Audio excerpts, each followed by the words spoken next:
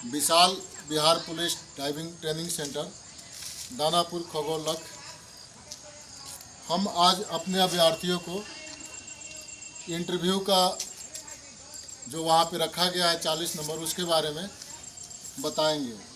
और जो हमारे अभ्यर्थी अभी प्रेजेंट नहीं हैं उनके लिए मैं ये वीडियो बना के अपलोड कर दूंगा, वो भी देख लेंगे।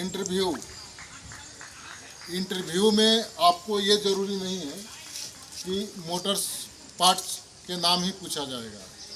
वो इंटरव्यूअर जो है उनके ऊपर डिपेंड करता है कि वो आपसे क्या पूछते हैं। जैसे मैं आपसे स्टार्ट करता हूँ, इधर आइए, इस साइड में आइए आप।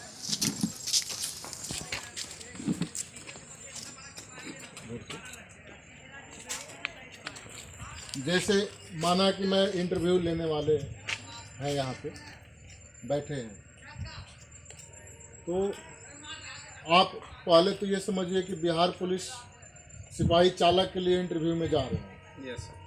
तो जो बिहार पुलिस सिपाही चालक एक वर्दीधारी फोर्स है, बेल्ट बंद टोपी है, बेल्ट टोपी का नौकरी है।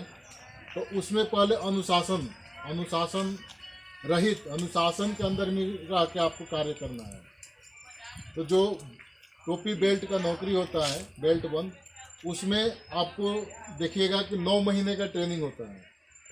9 महीने के ट्रेनिंग में आपको 60% पीटी और परेड कराया जाता है। पीटी इसलिए कराया जाता है कि आप शारीरिक स्वच्छ रहें, फिजिकल फिट रहें और चुस्त फुर्ती आपके अंदर बना रहे।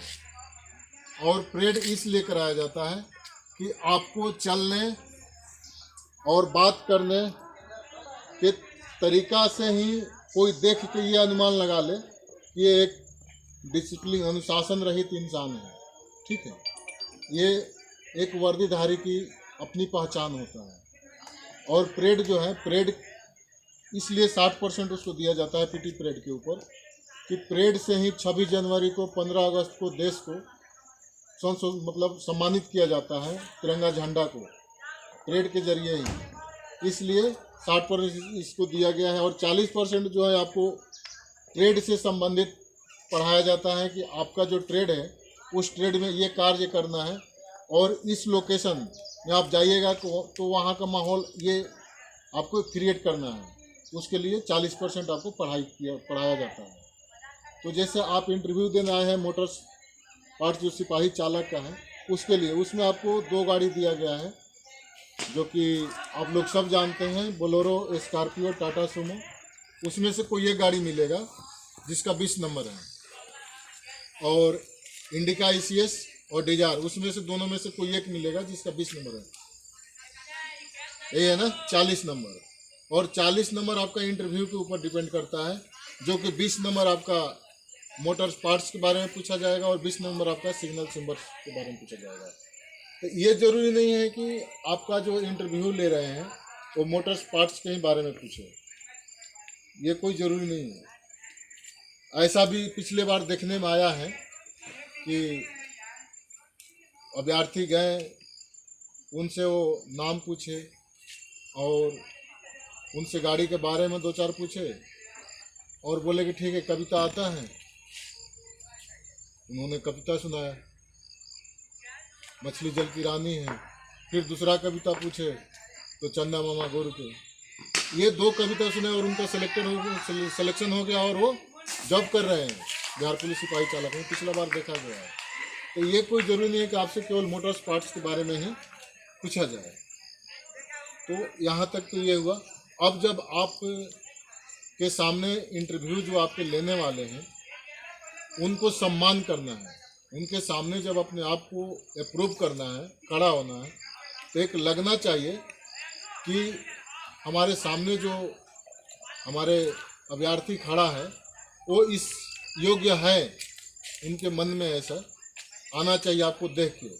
उसके लिए क्या है कि चाहे इंटरव्यू ऐसा तो नहीं है कि मान लो कि गोरे हैं, सुंदर हैं तो आप उनको इज्जत दीजिएगा, नहीं। चाहे वो काले पीले कुछ भी हो, बूढ़े हो जवान, उससे मतलब नहीं है। उनके कलम में आपके भाग्य छिपा है, वो आपके भाग्य बनाने वाले और बिगाड़ने वाले दोनों हैं। तो जब आपके सामने जिस व्यक्ति के अंदर में भाग्य छिपा हो उसको तो अवश्य रिस्पेक्ट देना ही चाहिए, और आप तो इंटरव्यू देने ही जाए।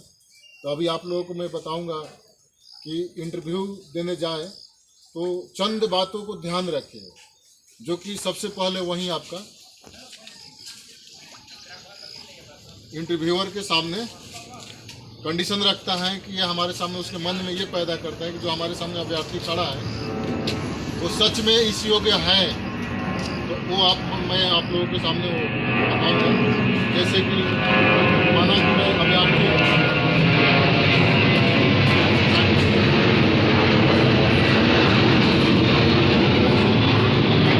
यहाँ से आया, जो ये टेबल है उससे 4 कदम दूरी पे 4 कदम दूरी पे खड़ा हो जाना है और ये पोजीशन होना चाहिए। फिर गुड मॉर्निंग सर, अगर वो आपको बोलते हैं ठीक है आराम से, तो आप आराम से यहाँ विश्राम, यानी कि आप बेल्ट बंद में जा रहे हैं इंटरव्यू देने के लिए, तो उस अनुशासन में ही आपको अपने आप को प्रस्तुत करना है। अगर मान लीजिए कि आप यहाँ से गुड मॉर्निंग सर, यानी कि आपके चेहरा पे मुस्कान होना चाहिए, और वो भी ऐसा उनको लगे कि हंसमुख लड़का है और ये सच में हमारे विभाग को नाम रोशन करेगा। तो इस तरह आपको आना है, और ये नहीं कि देखिए कुछ बच्चे क्या है कि जैसे मान लो यहाँ आए तो यहाँ आके ऐसे गुड मॉर्निंग सर, ये नहीं है। चाहे यहाँ आए तो ऐसे खड़ा हो गए, ऐसे पैर हिला रहे हैं, ऐसे नहीं है, ये गलत है। आप वहाँ पे खड़ा हो जाइए, या फिर वो जैसे इंटरव्यू जो ले रहे हैं वो कोई क्वेश्चन पूछे आपको नहीं समझ में आ रहा है, तो कुछ बच्चे जो है सिर खुजलाने लगते हैं कि कुछ याद हो जाए, इधर हाथ करेंगे, उधर देखेंगे, उधर देखेंगे, या फिर ऐसे हाथ करेंगे, ऐसे हाथ करेंगे। इससे क्या है कि इंटरव्यू जो ले रहे हैं ना उनके ऊपर आपके प्रति गलत इफेक्ट जाता है।